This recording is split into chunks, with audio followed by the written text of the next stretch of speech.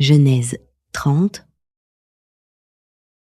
Lorsque Rachel vit qu'elle ne donnait point d'enfant à Jacob, elle porta envie à sa sœur, et elle dit à Jacob: « Donne-moi des enfants, ou je meurs. » La colère de Jacob s'enflamma contre Rachel, et il dit: « Suis-je à la place de Dieu, qui t'empêche d'être féconde ?» Elle dit: « Voici ma servante Bilha, va vers elle, qu'elle enfante sur mes genoux, et que par elle j'ai aussi des fils. » Et elle lui donna pour femme Bilha, sa servante, et Jacob alla vers elle. Bilha devint enceinte et enfanta un fils à Jacob.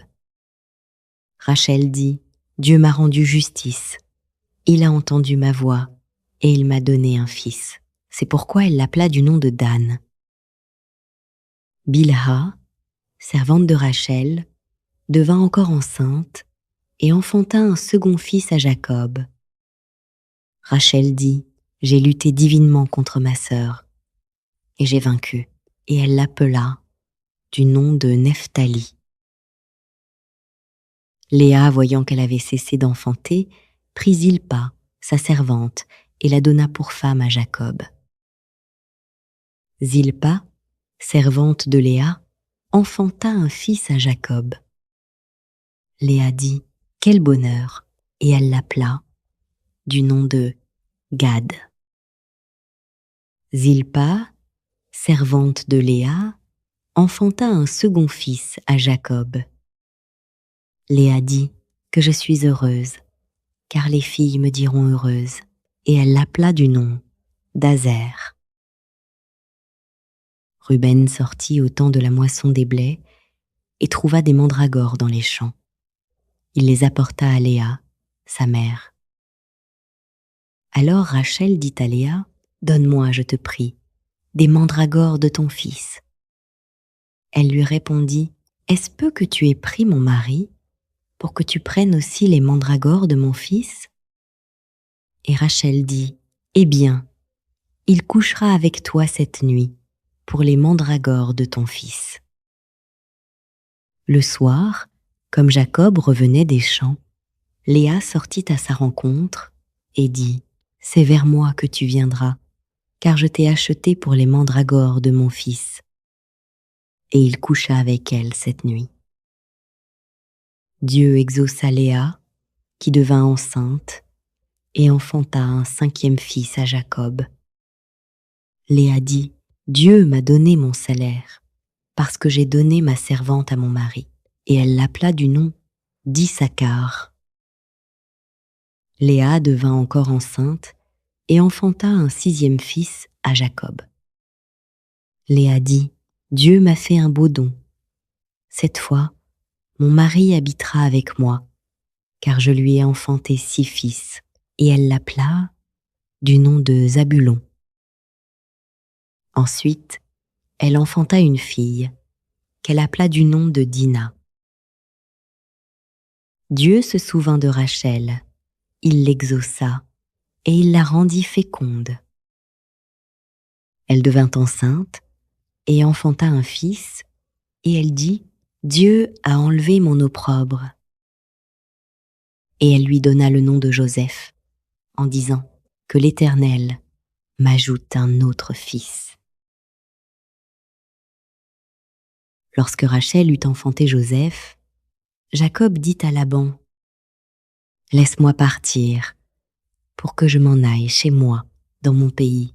Donne-moi mes femmes et mes enfants, pour lesquels je t'ai servi, et je m'en irai, car tu sais quel service j'ai fait pour toi. » Laban lui dit: « Puissez, je trouvai grâce à tes yeux. Je vois bien que l'Éternel m'a béni à cause de toi. Fixe-moi ton salaire, et je te le donnerai. » Jacob lui dit: « Tu sais comment je t'ai servi, et ce qu'est devenu ton troupeau avec moi. Car le peu que tu avais avant moi s'est beaucoup accru, et l'Éternel t'a béni sur mes pas. Maintenant, quand travaillerai-je aussi pour ma maison? » Laban dit: « Que te donnerai-je ?» Et Jacob répondit, tu ne me donneras rien. Si tu consens à ce que je vais te dire, je ferai paître encore ton troupeau, et je le garderai. Je parcourrai aujourd'hui tout ton troupeau. Mais à part parmi les brebis, tout agneau tacheté et marqueté, et tout agneau noir. Et parmi les chèvres, tout ce qui est marqueté et tacheté. Ce sera mon salaire. Ma droiture répondra pour moi demain, quand tu viendras voir mon salaire.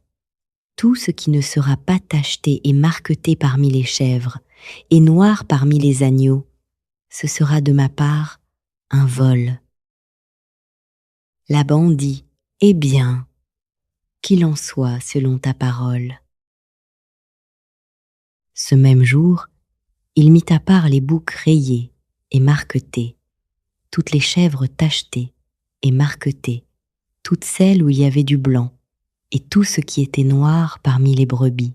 Il les remit entre les mains de ses fils. Puis il mit l'espace de 3 journées de chemin entre lui et Jacob. Et Jacob fit paître le reste du troupeau de Laban.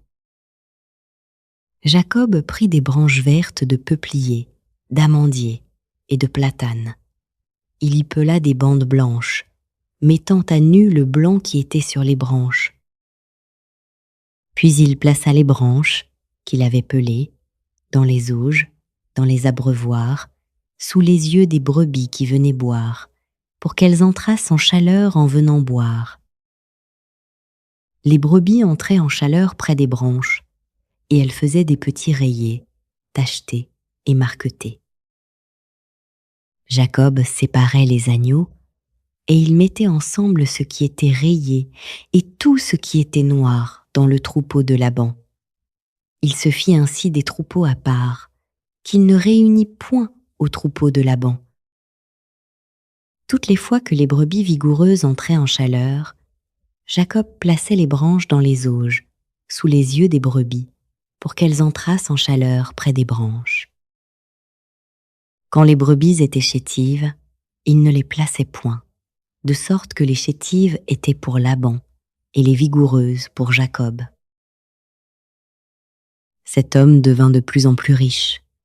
Il eut du menu bétail en abondance, des servantes et des serviteurs, des chameaux et des ânes.